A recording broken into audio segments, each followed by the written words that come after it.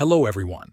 In this video, I will show you how to use a VPN to change your location. First, choose a trusted VPN service.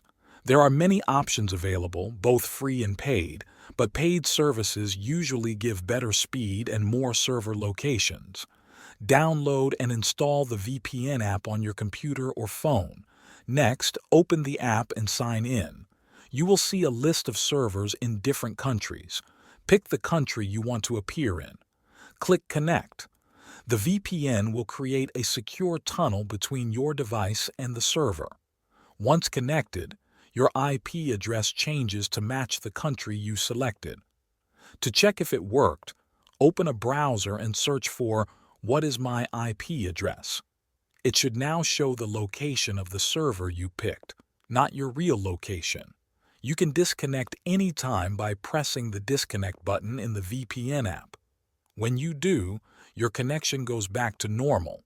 That is how you use a VPN to change your location. Thanks for watching.